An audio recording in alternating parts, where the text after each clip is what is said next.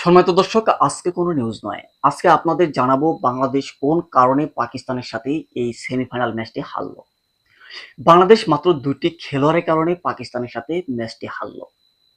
ধৈর্য ধরে ভিডিওটি দেখুন, কোন ২টি খেলোয়াড়ের কারণে ম্যাচটি হারলো সব বুঝতে পারবেন। আসলে বাংলাদেশের ম্যাচটি হারার মূল কারণ হলো পারভেজ হোসেন ইমন ও নুরুল হাসান সোহানের। কারণ আমি বলবো বোলাররা যথেষ্ট ভালো করেছে। ২০ ওভারে অর্থাৎ ১২০ বলে ১৩৫ রানের দরকার। বাংলাদেশের ম্যাচটি জেতার জন্য খুব একটা সহজ টার্গেট। পাকিস্তান অবশ্য আরো ১০ থেকে ১৫ রান কম করতে পারত, কিন্তু পারেনি, কারণ সোহান ও ইমনের দুটি ক্যাচ মিসের কারণে। যাই হোক, ক্যাচ মিস যেতেই পারে, কিন্তু তারা দুজন ব্যাটিং এ এসে কি করলো? আরে ভাই, যেখানে বলে রানে প্রায় সমান, ইমন তুই একজন ওপেনার হয়ে কেন শাহিন আফ্রিদির বলে ছক্কা মারতে গেলি? তুই আগে সাহেবের সাথে পার্টনারশিপটা একটু বড় কর, তারপরে নয়তো বড় শট খেল। আর সোহানকে বলি, আপনি তো ক্যাচ মিস দিলেনই, কিন্তু ব্যাটিংটা যদি একটু ভালো করতে পারতেন, তাহলে বাংলাদেশের জন্য ম্যাচ জেতাটাই একেবারে সহজ হয়ে আসতো। তারপর আমি দোষারোপ করব লিটন কুমার দাস ও টিম ম্যানেজমেন্টকে। কারণ তামিম যদি ভাঙ্গা হাত নিয়ে ম্যাচ খেলতে পারেন, আপনি কোথাকার নবাব? যে সামান্য ব্যথা পেলেই এরকম গুরুত্বপূর্ণ ম্যাচ রেখে আপনাকে ইনজুরিতে যেতে হবে। আমি টিম ম্যানেজমেন্টকে বলি, আপনারা নাকি নির্ভরযোগ্য একটা ফিনিশার বানিয়েছেন, আবার তাকে ক্যাপ্টেন্সি দিয়েছেন। তিনি ক্যাপ্টেন্সির কি বুঝে?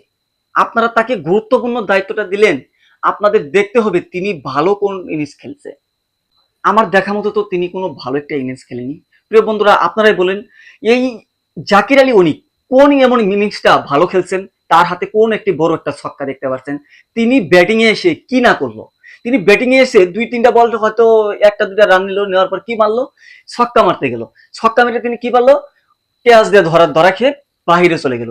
তিনি কোন দিক দিয়ে ক্যাপ্টেন্সির দায়িত্বটা পালন করলেন? আপনারা অবশ্যই কমেন্টে বলে যাবেন। আপনাদেরকে বেতন দিয়ে পালা এদেশের পক্ষে ক্ষতি। কারণ আপনারা লাখ লাখ টাকা কামায় নিতে পারেন, কিন্তু দলের জন্য তো কিচ্ছু করতে পারেন না। প্রিয় দর্শক, বাংলাদেশকে নিয়ে একটি করে কমেন্ট করে যাবেন।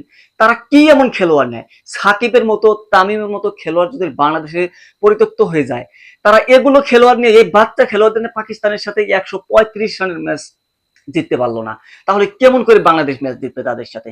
অবশ্যই আপনারা কমেন্টে বলে যাবেন। তাদেরকে কেন সরকার বেতন দিয়ে পালেন? টিম ম্যানেজমেন্টকে কি করবে? আরেকটা কথা, গুরুত্বপূর্ণ কথা বলি, বাংলাদেশের চান্দিকা হাতুরু সিংকে সরিয়ে দিল নানান রাজনীতি করার কারণে। বাংলাদেশের বোর্ড সভাপতি তাদেরকেও সরিয়ে দিল। বর্তমানে যে বর্তমানে যে মেন কোচ হিসাবে দায়িত্ব পালন করছেন, তিনি কোন দিক দিয়ে ভালো? তার পারফরমেন্সটা আপনি ঘেটে দেখেন না। আর একটি খুশির একটা কথা বলি, বাংলাদেশের যে বর্তমানে পেস বোলিং কোচটা, তিনি কিন্তু সেই লেভেলে, সে জন্যই, সেই কারণেই বাংলাদেশের বোলিং লাইনটা অনেকটা এগিয়ে আছে। কারণ পাকিস্তানের মতন একটি দলকে যে এইভাবে মানে অ্যাটাক করতে পারে, আমরা স্বপ্ন ভাবতে পারিনি।